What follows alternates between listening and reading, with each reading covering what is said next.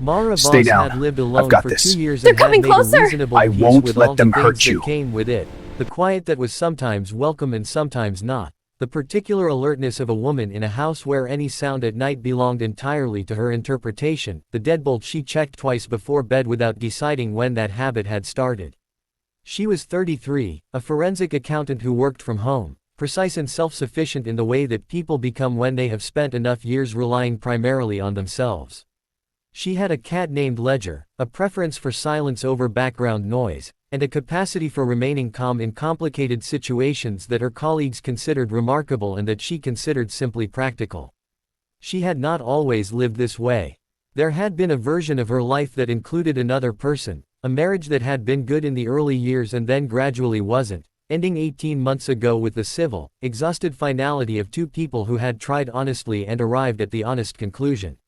No cruelty, no betrayal, just the quiet dissolution of something that had run its full course. She and David shared a dog until he moved to Portland. She kept the house. She kept Ledger, who had been hers before the marriage and was emphatically not a joint custody situation. The house was in a quiet neighborhood in Memphis, Tennessee, tree-lined, older homes, the kind of block where people knew each other's cars and waved from driveways. It was not the kind of place where things happened. This was, she had always understood, a statistical comfort rather than a guarantee. She found out the difference on a Wednesday night in November. She had been in bed, not yet asleep, Ledger at her feet and her phone on the nightstand, when she heard the sound from downstairs. Not ambiguous, not the house settling or the cat displacing something from a counter. Specific. The particular compressed sound of a door being worked that was not supposed to be worked, followed by the sound of it opening. Followed by footsteps. Mara did not scream. She did not move. She reached for her phone with the slow precision of someone whose entire focus had consolidated into a single operational point. She unlocked it. She did not call 911 yet, because a call required speaking and speaking required sound. She opened her texts. The contact she went to was not on her favorites list, not at the top of her recent conversations.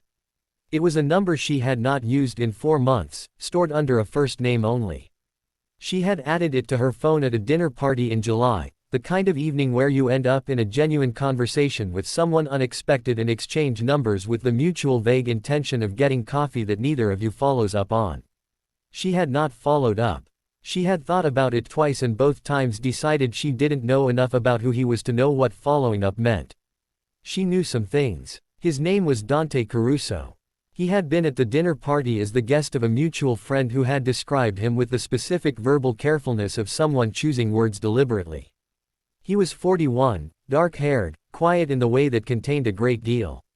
He had talked to Mara about forensic accounting for 20 minutes with what appeared to be genuine interest, and she had thought about that conversation occasionally because it was rare that anyone wanted to understand the actual texture of her work. When he gave her his number he said, with a directness that had no performance in it, that if she ever needed anything she should use it without hesitation. She had stored it. She had not known what he meant exactly. She had not asked. She typed 2 words, help, house, asterisk. She sent it and set the phone face down and lay completely still and listened to the footsteps moving through her downstairs with the methodical patience of someone who was not in a hurry, which was somehow worse than urgency. Her phone vibrated once. She lifted it carefully. His response was 4 words, don't move. We're coming, asterisk. Though he gave her a moment of pause that she filed away for later processing. She heard the footsteps reach the bottom of the stairs. What happened next happened in a compressed sequence that her brain would spend the following days organizing into something linear. The front door came open, not forced, opened with a key, which she had not given anyone, and then multiple doors, front and side entrance simultaneously, and voices, common directive in the way of people who had done this before, and the footsteps on the stairs reversed with sudden, urgent speed. There was movement below, brief and decisive. Then a voice she recognized said her name from the bottom of the stairs, clearly and without urgency, the way you speak to someone you need to stay calm. Mara. It's Dante. The house is clear. You can come down. She sat up. Ledger, who had been rigid at her feet for 4 minutes, jumped from the bed and walked to the door with the mild curiosity of a cat who had processed the situation and moved on. She followed. At the bottom of the stairs she stopped.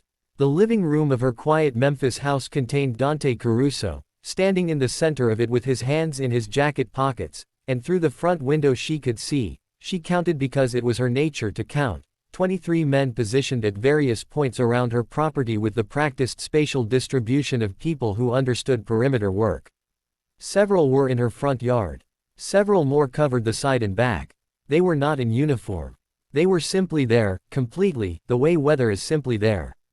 The man who had been in her house was seated on her couch with his hands behind his back in the specific stillness of someone who had assessed his situation and arrived at an accurate conclusion about his options.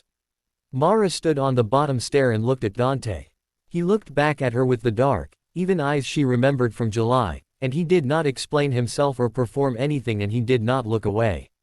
"Are you hurt?" he said. "No." "Good." He said it with a completeness that closed the question. Then he waited, because he was clearly someone who understood when another person needed a moment to process. "The we in your text," she said. "I was with people when you messaged," he said. Simply. She looked at the man on her couch. "Who is he?" "Someone who made a poor decision about which house to enter tonight." He said it without heat or theater. "He'll be handled appropriately." Mara looked at the word handled and the man saying it and the 23 people visible through her front window and assembled the picture she had been putting together since July with the pieces she had declined to fully examine.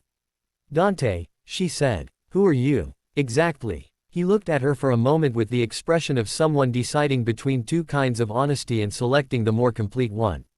"Someone who keeps certain things in order in this city," he said carefully. "Someone who was given your number at that dinner in July and has thought about calling it every week since and didn't because I wasn't sure it was fair to you to know more about me." He paused. "I'm sorry it took this for us to have that conversation." Ledger walked across the living room and sat directly on Dante's shoes, which was the cat's highest expression of approval and which Mara had seen extended to approximately 3 people in 7 years. She looked at her cat on this man's shoes. She looked at the 23 men in her yard who had materialized in under 12 minutes on a Wednesday night in November because she had sent 2 words to a number she'd held in her phone for 4 months. She thought about what he had said at the dinner in July, with no performance and no qualification. "If you ever need anything, use it without hesitation." "You meant that literally," she said. "I mean most things literally," he said. She came down the last stair and stood in her living room and looked at him directly, the way she looked at financial documents when she needed to understand their full architecture before deciding what to do with them. "The coffee," she said. "That we never got. I'd still like to," he said. "There will be a longer conversation first," she said. "About who you are and what that means and what I'm able to know and what I'm not. I don't do unclear situations." "I know," he said. "I read your work. Your entire professional framework is about making unclear things clear. It's one of the reasons I've been thinking about calling." Mara looked at this man who had arrived with 20 men in 12 minutes and who had read her professional work and whose shoes her cat was currently occupying, and she thought about the conversation at the dinner in July and all the times she had almost followed up and all the careful, practical ways she had organized her quiet life. Outside, the November night was still and cold, and her house was full of people, and she realized, completely unafraid. Which was new, and worth paying attention to. "Coffee," she said. "Friday." Dante Caruso looked at her with something that was not quite a smile but occupied the same address. "Friday," he said. Ledger remained on his shoes for another 4 minutes, which was, in cat terms, a formal endorsement, and Mara decided to consider it accordingly.